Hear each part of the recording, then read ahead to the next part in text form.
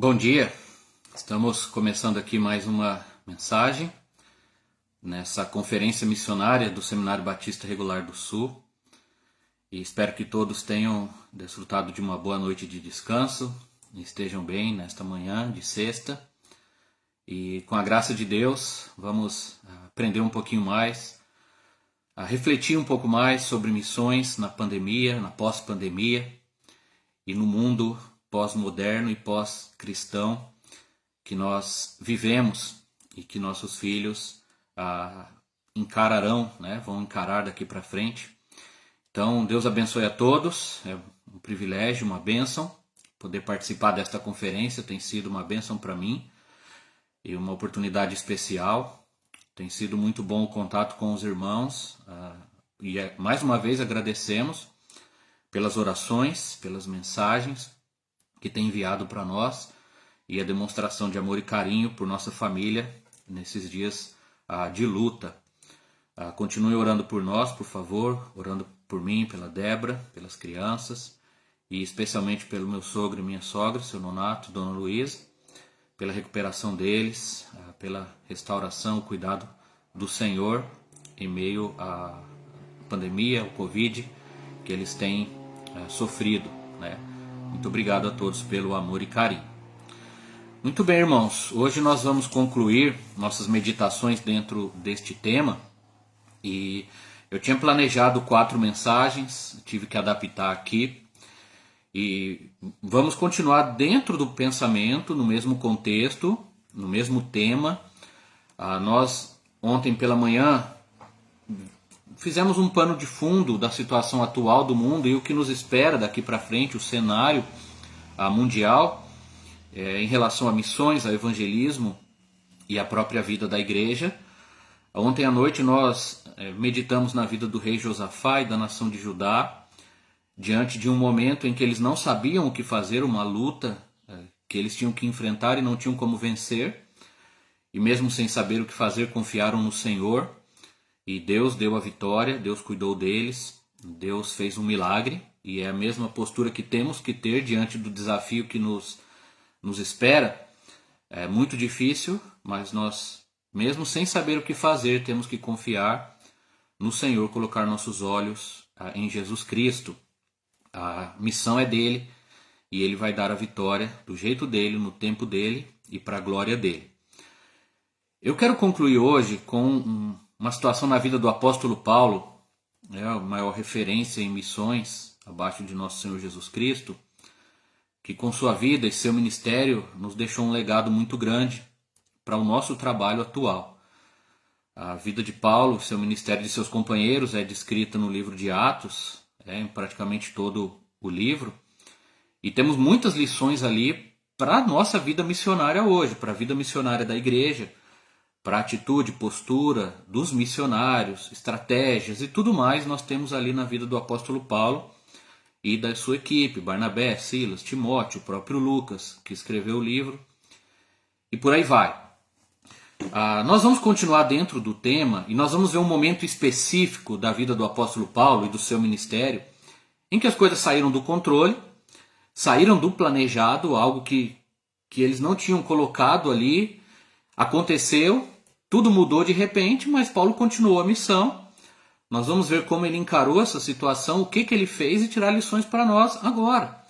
Como nossos planos foram por água abaixo, praticamente todos, e muita coisa teve que mudar, nós temos que reaprender, mas a obra não pode parar.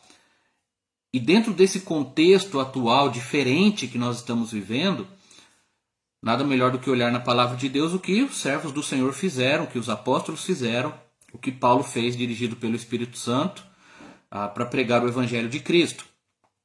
Quero convidá-los a abrirem suas Bíblias em Atos 17, a partir do versículo 15. Atos 17, a partir do versículo 15. E nós vamos fazer a leitura deste texto do 15 até o 34, tá bom? Atos 17, do 15 ao 34, que é o discurso de Paulo em Atenas, e nós vamos tirar algumas lições aqui para as nossas vidas. A mensagem que faltou seria justamente os versículos anteriores. Eu ia falar da rotina missionária, da estratégia missionária, de como nós, como cristãos, devemos impactar o mundo, como aqueles irmãos do passado impactaram, com a verdade do Evangelho, com a pregação pura e simples, tendo aquela estratégia, fundando igrejas, e não para o mal, como muitos chamados evangélicos hoje têm impactado o mundo de forma negativa.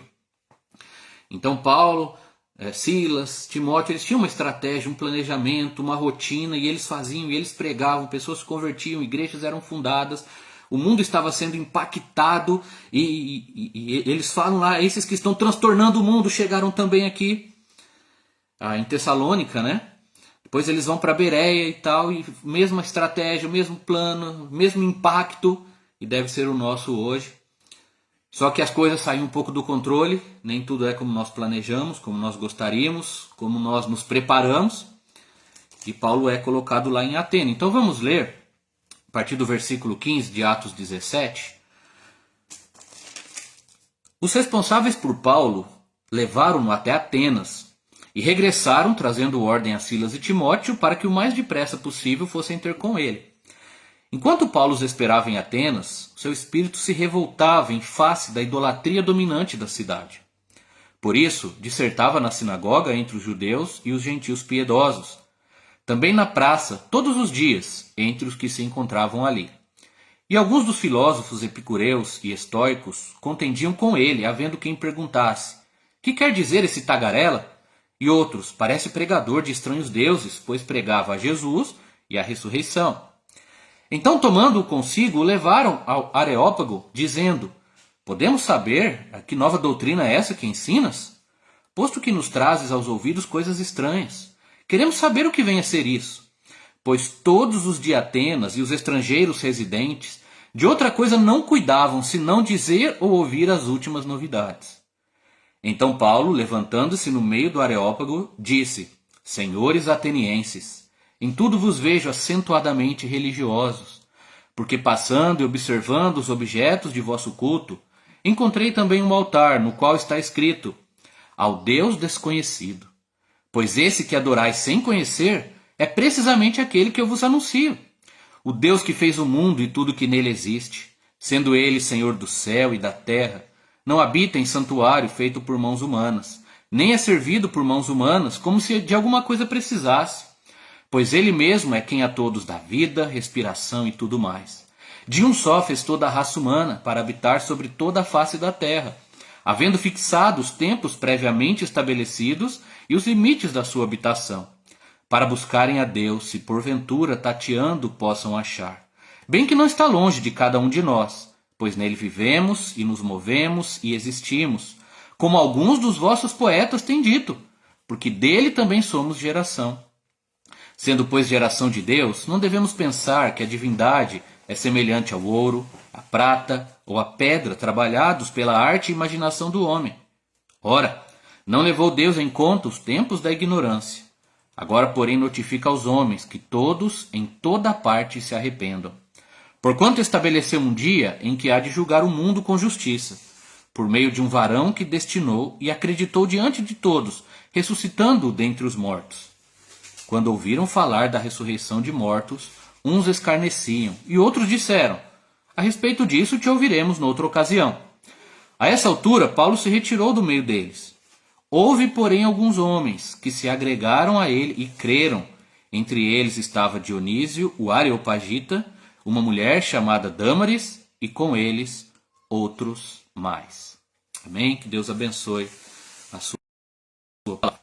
Irmãos, o contexto aqui é que Paulo, Silas e Timóteo, após saírem de Filipos, a história bem conhecida, toda aquela questão da prisão de Paulo, da conversão do carcereiro, né, conversão lá de Lídia e daquela moça endemoniada e todos os milagres que Deus fez, a igreja nasceu lá. Então eles saem de Filipos, eles vão para Tessalônica. Por 3 semanas em Tessalônica, eles pregam na sinagoga aos sábados. Era a estratégia, em resumo, a estratégia missionária de Paulo e da sua equipe era buscar uma sinagoga ou um grupo de judeus que se reunia naquela cidade, pregar o evangelho a partir da lei de Moisés, da revelação do Antigo Testamento e apontar para Cristo como a resposta né, o cumprimento daquela escritura sagrada. E daí os convertidos formavam a igreja, depois eles iam para os gentios e aí partiam para outras cidades. Era a rotina, em resumo, a estratégia deles. Em Tessalônica, eles têm que fugir. O povo lá acha que eles estão transtornando o mundo, os judeus ciumentos causam uma bagunça lá, eles têm que fugir para salvar suas vidas. Eles vão para Bereia, outra cidade. E em Bereia eles fazem a mesma coisa, era a rotina, a estratégia deles. Vamos procurar judeus, procurar a sinagoga, pregar Cristo a partir do Antigo Testamento e começar a igreja. Lá em Bereia tem aquele povo, né, que muitas vezes nós usamos os crentes de Bereia, não, eles eram incrédulos, mas que eram nobres porque examinavam as escrituras. Eles ouviram aquilo e foram conferir na palavra de Deus, na lei de Moisés, se era verdade. E estudaram, se converteram, mas os judeus ciumentos vêm de Tessalônica atrás deles, sabendo que eles causam um tumulto ali, e tentam acabar com tudo, tentam prender Paulo, pegar Paulo. Para salvar a vida de Paulo, os irmãos pegam Paulo e o levam até o litoral e aí levam ele até Atenas, capital da Grécia. Deixam ele em Atenas para salvar a vida deles e falam, nós vamos buscar Silas e Timóteo e trazer, você fica aqui por enquanto, para você não morrer, não ser preso, não acontecer nada. Então ele fica lá aguardando seus companheiros. Enquanto ele aguarda, já que ele está ali, ele não quer perder tempo. Ele fala, eu vou pregar o evangelho. Não planejei, não queria estar aqui, não era o nosso projeto, não estou com a minha equipe, está tudo diferente, mas ele decide pregar o evangelho para os gregos, para as pessoas ali dentro do contexto deles e dentro da cultura deles. Então, considerando o que nós temos falado, nós não planejamos esta situação, nós não planejamos esta pandemia, fugiu do nosso controle, nunca do controle soberano de Deus.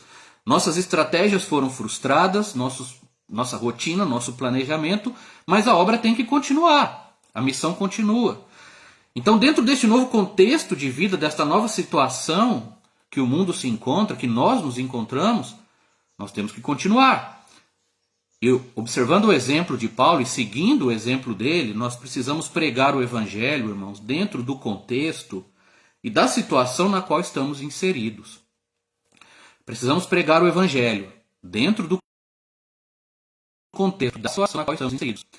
Nós temos que ter planejamento e tentar e fazer obedecendo a grande comissão, mas muitas vezes as coisas vão fugir do controle, vão ser diferentes do que a gente planejou, do que a gente sabe. Então a gente tem que se adaptar para continuar pregando o evangelho. Precisamos pregar o evangelho dentro do contexto e da situação na qual estamos inseridos. Primeiro, com um plano de ação, mas com flexibilidade. Temos que ter um plano de ação, uma estratégia, mas flexibilidade. Nós não podemos ser robôs, duros, e só saber fazer aquilo, e quando as coisas saem do controle a gente se perde, a gente para, a gente trava e acabou a obra. Não. Observando Paulo, desde o trabalho dele com Barnabé e depois quando ele começou a trabalhar com Silas e aqui com Timóteo, com Lucas, todo o livro de Atos ali, as viagens missionárias, Paulo tinha um plano de ação muito claro, muito estabelecido, uma rotina, uma estratégia. O costume deles, né? Eu citei, mas o caminho que eles seguiam para pregar o evangelho no mundo antigo, e eles faziam sempre, lembra, unicamente pregando a Cristo. Né? O foco, o alvo, o objetivo era pregar a Cristo, a sua morte, sua ressurreição e a salvação pela fé nele. Variava um pouco conforme a necessidade e tal, mas em geral era o seguinte: chegar numa cidade, procurar um grupo de judeus, primeiramente uma sinagoga. Tinha uma sinagoga, eles como judeus podiam chegar e podiam tomar a palavra, e eles pegavam a lei de Moisés, o Antigo Testamento, liam e explicavam e mostravam Cristo como cumprimento. Por algumas semanas eles faziam isso, até que alguns se convertiam, até que o povo não aguentava mais. Eles eram expulsos, eles eram perseguidos, mas tinham agora alguns convertidos, eles começavam ali uma igreja, partiam para uma outra cidade e faziam exatamente a mesma coisa. O que mudava é que em algumas cidades não tinha uma sinagoga, não tinha o número de homens judeus necessários, então eles procuravam um grupo de judeus tementes a Deus, ou mulheres judias, ou pessoas simpatizantes à religião judaica, E faziam do mesmo, nos sábados, pregando a partir do Antigo Testamento, até terem convertidos ou até eles serem perseguidos. Era a estratégia, vocês podem ler em todas as viagens missionárias de Paulo, com algumas exceções, com algumas mudanças, mas era essa a estratégia básica. Como nós missionários temos que ter um plano de ação, uma estratégia, um alvo, uma rotina. A gente não vai por acaso, o que der eu vou fazer. Não, a gente tem que ter um plano. As agências missionárias, as igrejas, os missionários, as equipes, tem que ter uma filosofia de missões, uma estratégia, um plano. O que eu vou fazer no campo, como eu vou chegar nas pessoas, em que cidade eu vou, por que eu vou para lá, quem que eu vou buscar primeiro, e por aí vai. No caso de Paulo, sempre começava com judeus, e pelo Antigo Testamento, a revelação escrita de Deus que os judeus conheciam muito bem, e ele podia pegar qualquer trecho do Antigo Testamento, ler, explicar, e dali apontar a Cristo. Era a estratégia e funcionava. Depois eles iam para os gentios, e aí faziam de outra forma. Mas aqui a estratégia foi por água abaixo. A perseguição foi tão intensa que ele teve que salvar a sua vida. Salvaram a vida dele, né? Levaram ele para Atenas, colocaram ele lá. Não foi para ele ir para pregar, foi para salvar a vida dele. Ele estava então de repente, sem planejar, na capital da Grécia, centro cultural, filosófico, religioso do mundo antigo, berço de grandes filósofos, pensadores do passado, e o local de adoração a inúmeros deuses. E ali ele pregou a Cristo. Ele procurou os judeus de lá, ele, enquanto esperava, falou, vou pregar. Procurou os judeus e pregou ali, né? Na sinagoga, diz que ele pregou no versículo 17, na sinagoga e também na praça para quem se encontrava. Ele deu um jeito de falar de Cristo. Não ficou parado, foi pregar o evangelho, é o que nós temos que fazer. A situação muda, mas nós temos que continuar pregando. Houve uma mudança, irmãos, aqui no plano, na situação, no local, no planejamento. Paulo estava sozinho, sem equipe, lutando para salvar sua vida, num lugar diferente, mas a missão tinha que continuar e continuou. A pregação do evangelho não pode parar. Então, se a nossa situação mudou agora, está tudo diferente, temos que continuar pregando a Cristo e temos que achar meios de fazer isso, porque a obra não para. Como Pedro fala em 1 Timóteo 3,15, que nós lemos ontem, Paulo estava sempre preparado. Ele santificava Cristo em seu coração e ele podia responder a todos que perguntavam, e até quem não perguntava, da razão da esperança que ele tinha. E essa deve ser a nossa atitude. Nós, muitas vezes, temos um plano e quando as coisas saem do controle, nós ficamos desesperados. Às vezes, por exemplo, uma coisa simples, um culto. Tem o dirigente, tem o irmão que vai pregar, tem um cântico especial, tem aquele programa, mas uma coisa foge do controle, alguém faltou, alguém ficou doente, acabou a energia, e algum pastor se desespera, algum irmão não sabe o que faz e vira aquela bagunça. Nós temos, irmãos, que ser flexíveis. Tem um plano, não deu certo, vamos adaptar aqui. Não tem música hoje, vamos pregar. Não tem luz, vamos acender uma vela, mirar um farol de um carro, sem desespero, sem caos. A obra continua, a pregação do evangelho continua. Esse é um exemplo simples. No campo missionário a coisa é mais séria, porque envolve muita coisa, mas a obra continua. Nós temos que ter métodos, filosofias, planejamento, mas temos que ser flexíveis. Temos que ter discernimento, tato, sabedoria para levar o evangelho aos perdidos nessa mudança do mundo que está acontecendo, nesta pandemia, na pós-pandemia, e nesta nova cultura de vida, filosofia de vida e modo de pensar das pessoas. Quando nós estamos em locais diferentes, tratando com pessoas diferentes, precisamos estar sempre preparados. Se eu sou missionário aqui em Minas, o meu plano tem que ser para o mineiro. Mas nem sempre eu vou estar aqui. Às vezes eu vou viajar, vou encontrar com um paulista, um carioca, um estrangeiro, né, um refugiado. E como é que eu vou pregar se eu não sou flexível? Agora eu não sei o que fazer, meu Deus, fugiu do controle. Não, vou pregar também para todos. Tenho que dar um jeito. E, eu tinha um plano, a pandemia veio, mudou tudo, agora eu vou desistir de missões porque eu não sei mais o que fazer. Não, vamos reaprender. Paulo, ele conhecia a cultura grega, a religião, a filosofia, o jeito do povo, os costumes, os autores e poetas locais. E dentro disso ele procurou a brecha, um meio para se aproximar das pessoas, despertar o interesse e pregar o evangelho. Ele conseguiu ser ouvido por eles porque ele entendia as pessoas. E olha, mesmo sem estar dentro do planejamento, mas ele estava sempre preparado para tudo. Na nossa realidade atual, irmãos, nessa pandemia do coronavírus, as rápidas mudanças do mundo, da sociedade, a gente tem que ser como Paulo, flexíveis, nos adaptarmos aos novos tempos e desafios. Sabe, por mais bonito, nostálgico que seja, missões do passado, as formas como nós, a maioria de nós, fomos alcançados por Cristo, pelos missionários, tudo aquilo que conhecemos como missões, a fundação de igrejas e aquele saudosismo, muito disso não funciona mais no mundo. E por mais bonito e nostálgico que seja, não adianta a gente ficar preso e tentar fazer sempre do mesmo jeito. Em algum lugar pode dar, em algum lugar não mais. Eu vou dar 2 exemplos bem simples aqui. Um nosso e um de outro missionário amigo. Primeiro eu cito o pastor Nathan Frey, grande amigo, irmão, nos ajudou muito na obra aqui, em São Roque, em Vargem Bonita e também aqui em Piuí no início. Missionário em São Paulo, fundador de algumas igrejas e apoiando outras. Tinha um plano de fundar 10 igrejas ali em São Paulo, eles conseguiram fundar algumas, mas eu lembro que o último trabalho que eles tentaram, seguindo o mesmo padrão, não deu certo mais. Apesar de começar a construção, tinha leis diferentes, tinha questões diferentes, o povo estava diferente, e numa das últimas conversas com ele falando isso, puxa, a gente fazia isso e dava certo, agora a gente está tentando e não acontece nada. Eu não sei exatamente como está, esse projeto se acabou exatamente, mas pelo que eu soube, não deu para continuar o trabalho lá em São Paulo, pelo menos aquele que estavam tentando. Tem que mudar a estratégia, tem que mudar o local, tem que mudar o plano, tem que ser flexível. Dava muito certo, mas agora não dá mais.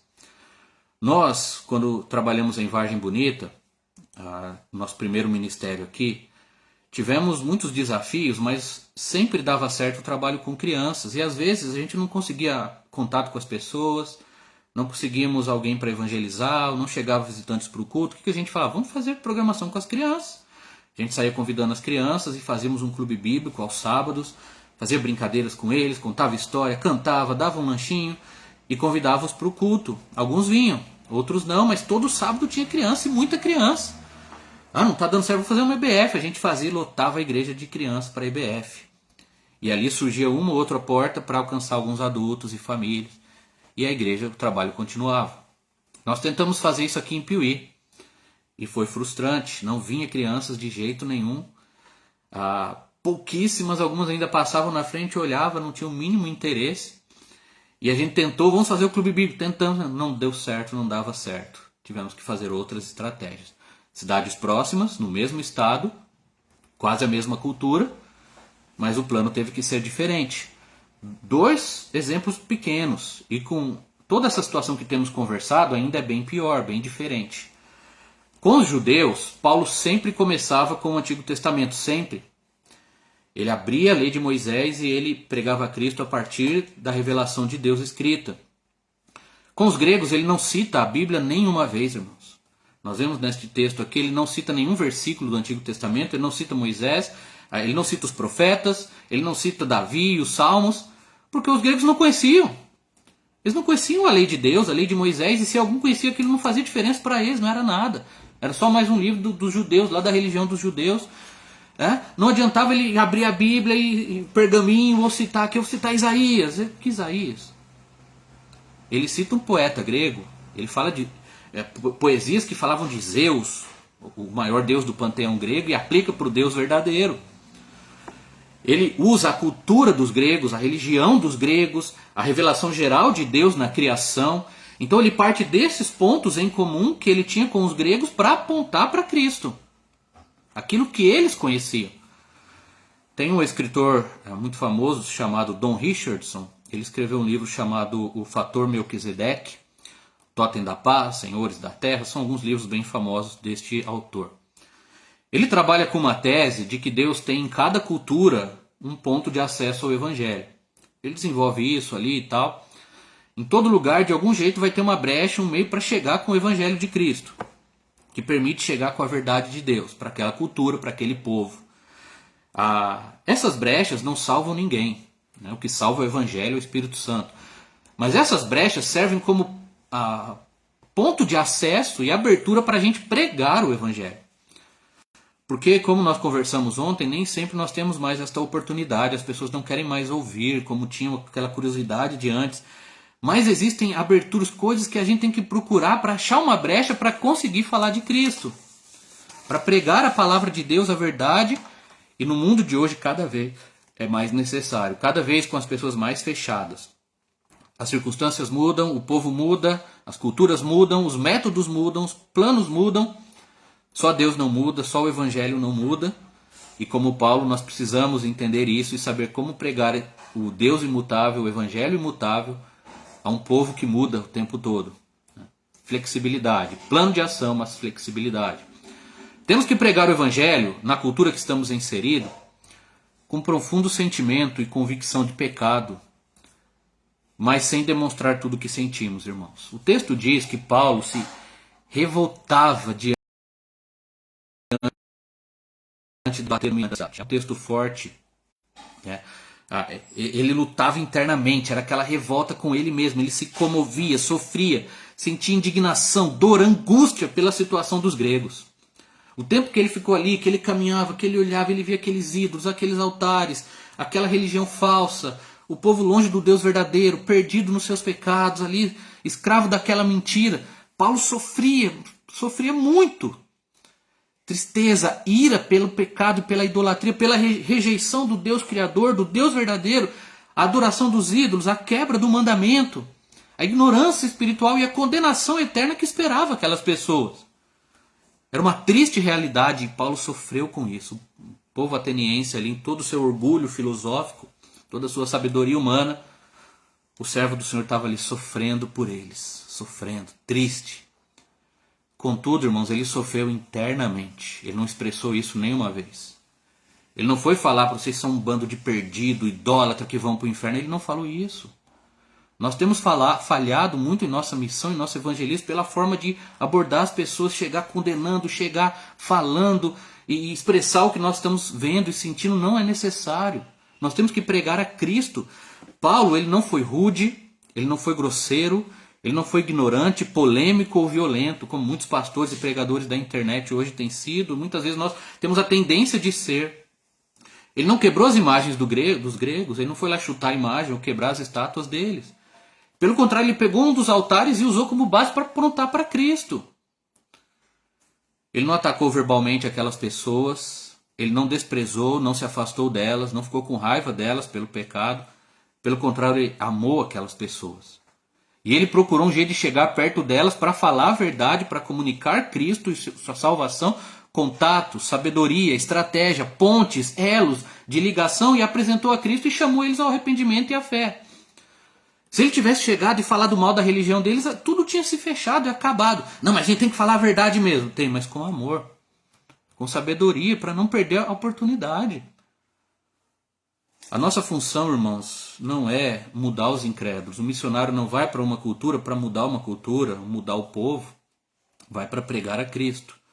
Nós evangelizamos não é para mudar as pessoas, é para pregar a Cristo. É Deus quem muda, é o Espírito Santo quem salva, quem convence do pecado, da justiça, do juízo, quem transforma, quem liberta, quem salva. Por mais difícil que seja a convivência com o pecado, por mais triste que a gente fique com a situação ao nosso redor, e hoje o mundo está cada vez pior e dá cada vez mais nojo, pavor, desespero pela situação. Nós temos que anunciar a verdade com sabedoria, com amor, para não fechar as portas. Nós nunca, jamais devemos minimizar o pecado. Mas a gente tem que, às vezes, sofrer internamente e chegar naquela pessoa com amor e achar um meio para falar de Cristo para que ela possa ser salva daquela perdição que ela se encontra. Pois só Cristo pode salvá-la de lá. Então nós temos que sofrer pelo pecado, sentimento e convicção da situação terrível que está o mundo. Cada dia pior. Ou pelo menos mais visto, né? Porque a depravação total é desde a queda.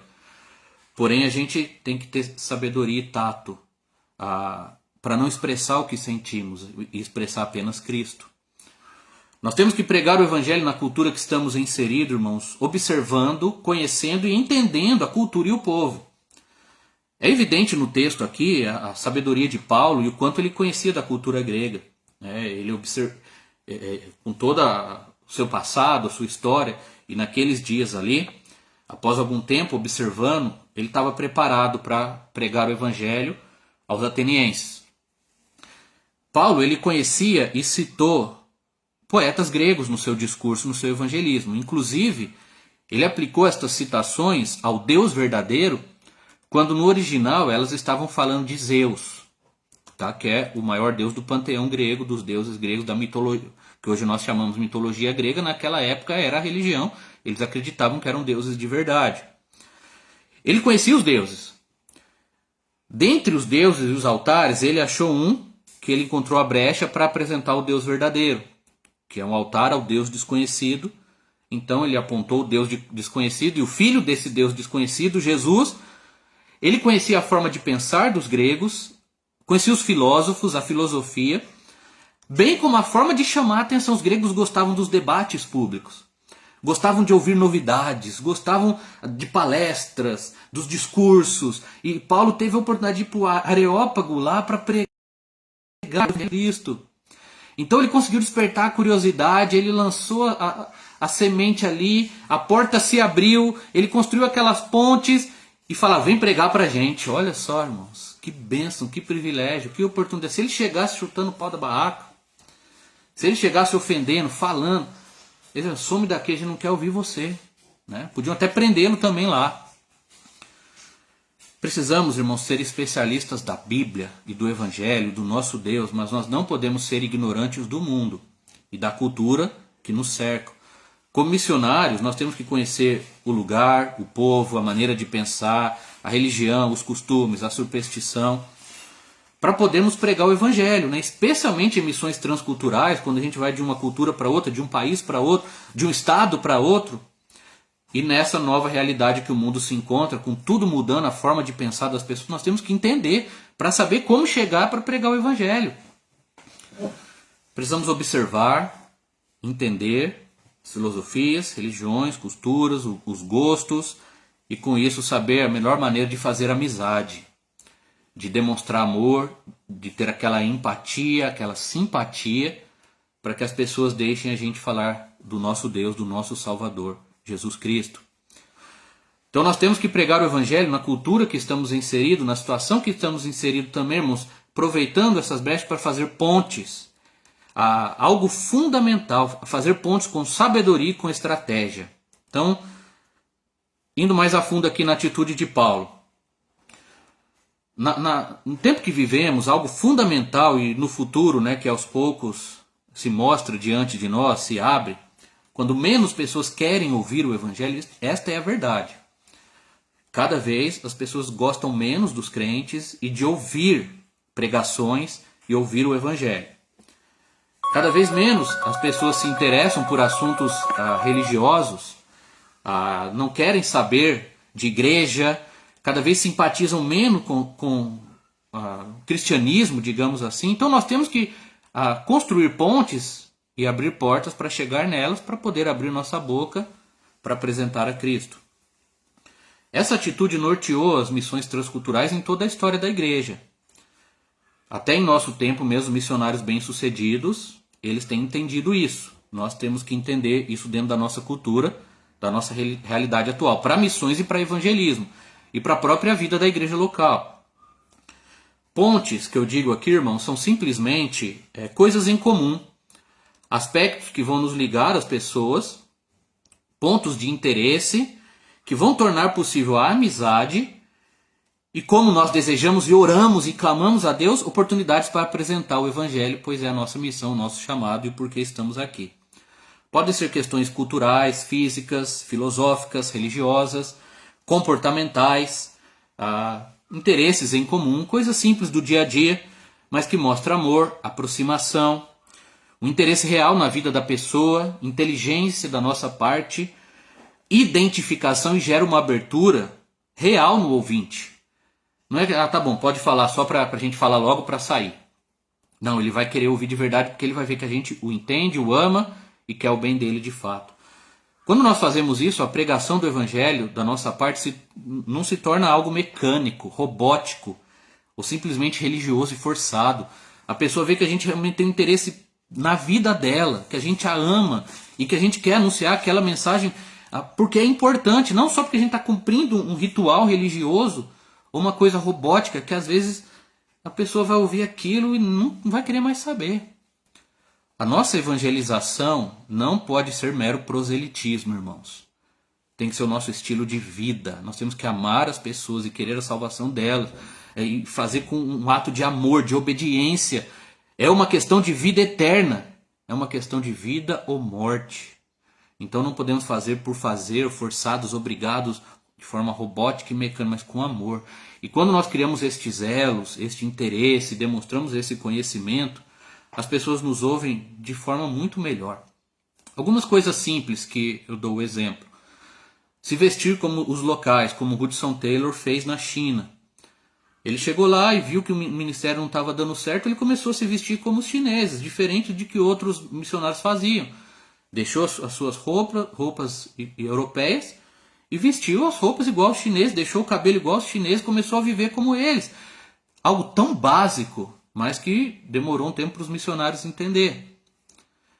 Comer como as pessoas, falar como as pessoas, viver a rotina deles, estar no meio deles, entender a necessidade, fazer amizade, valorizar os seus gostos, não desprezar, valorizar seus gostos, entender a maneira de pensar, o que creem, como creem, por que creem, no que creem, né? E agindo assim, irmãos, como Paulo fez em Atenas, a nossa chance de pregar o evangelho é muito maior do que apenas chegar e já ir falando. Paulo, ele usou a religião grega, ou Deus desconhecido em específico, os altares, as estátuas, os filósofos, os poetas gregos, a filosofia grega, o gosto deles pelo debate, a curiosidade por novidades, né, a cultura do debate público, a questão da sabedoria. E deu certo, ele teve a chance de pregar para muitas pessoas e de falar do único Deus e do único Salvador, que é Jesus Cristo. Hoje em dia, mais do que nunca, isso vai ser necessário.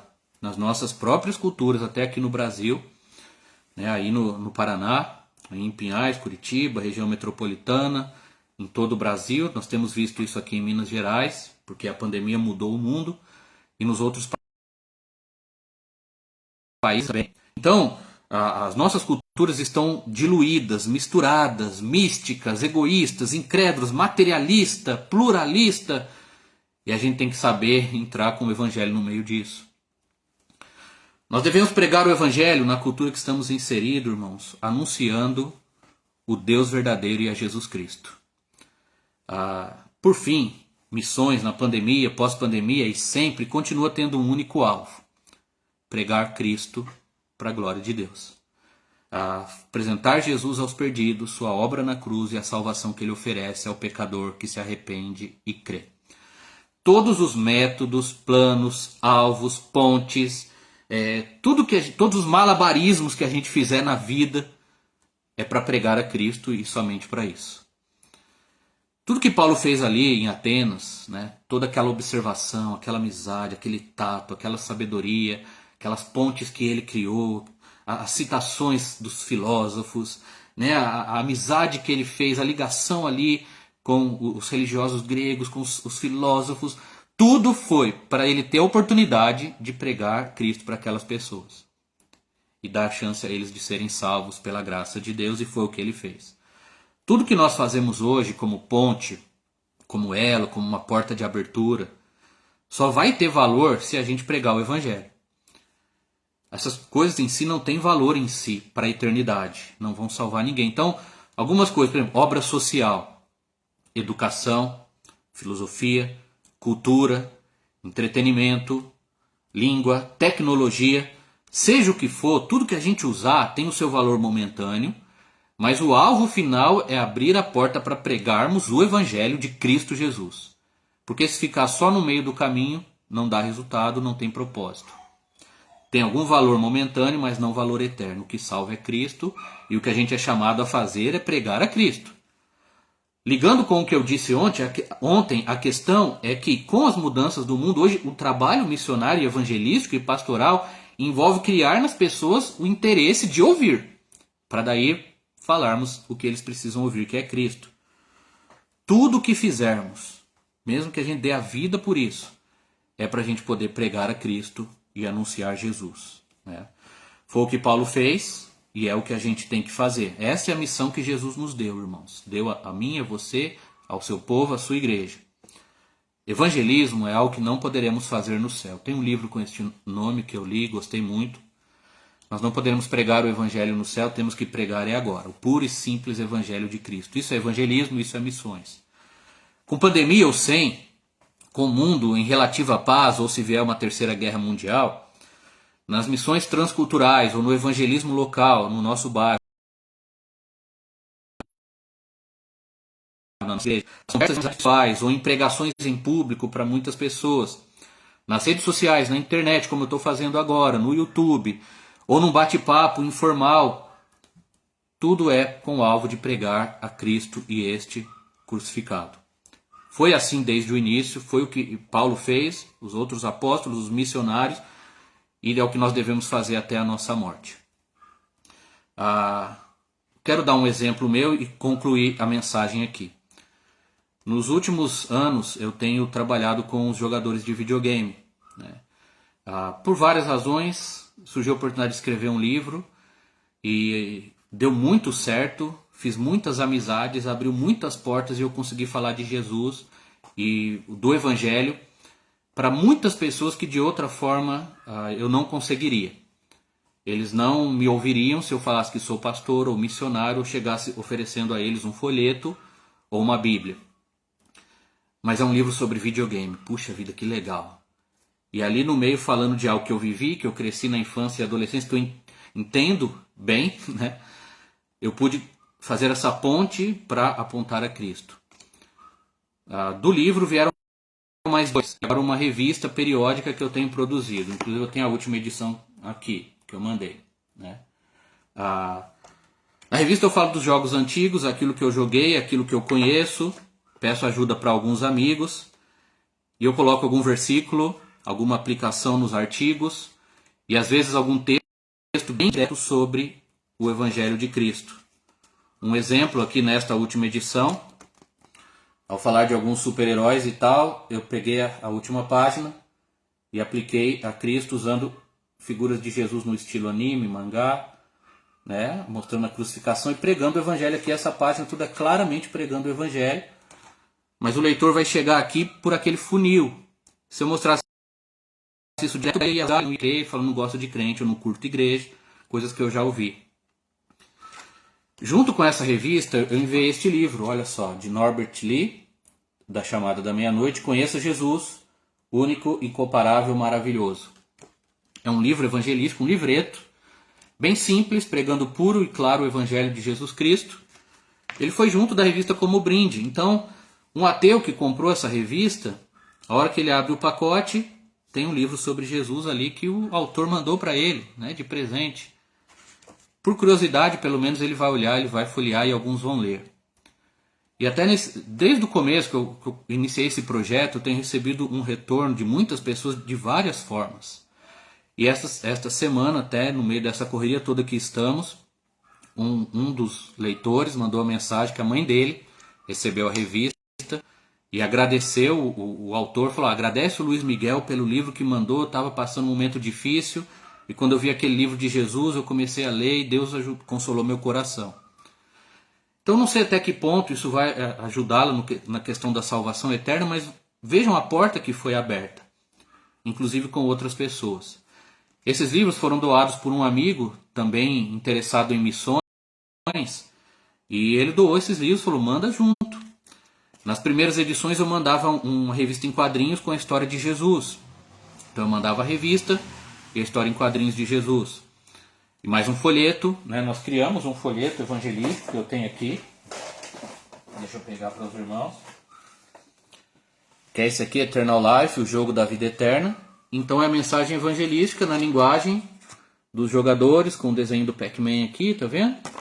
E a pessoa vai ler por curiosidade. É o contexto de vida dela.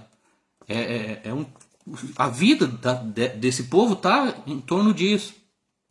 Só um exemplo do que nós temos feito e tem aberto portas e dado oportunidades, principalmente neste ano de pandemia que a gente ficou tão fechado, não pudemos evangelizar e fazer o que gostaríamos aqui. Evangelizei pessoas de fora através desta estratégia. E eu quero concluir olhando para Atos 17, irmãos. Vocês podem descobrir outros meios, né? Cada um tem sua especialidade, o seu gosto, aquilo que conhece, que sabe, que faz bem, que vai fazer amizade. Pode ser pescaria, pode ser carro, pode ser futebol, né? Pode ser música. E você vai achar a brecha. Faça com excelência, mostre o conhecimento, mostre que você não é ignorante, que o cristão não é bobo, não é ignorante. Faça aquela amizade, abra a porta e pregue Cristo, como Paulo fez em Atenas. E termino, irmãos, sobre os resultados. Ah, pastor, então aí vai dar tudo certo, né? Não, não é isso. Nós temos que pregar o evangelho na cultura que estamos inseridos, na situação em que estamos vivendo, deixando os resultados nas mãos do Senhor.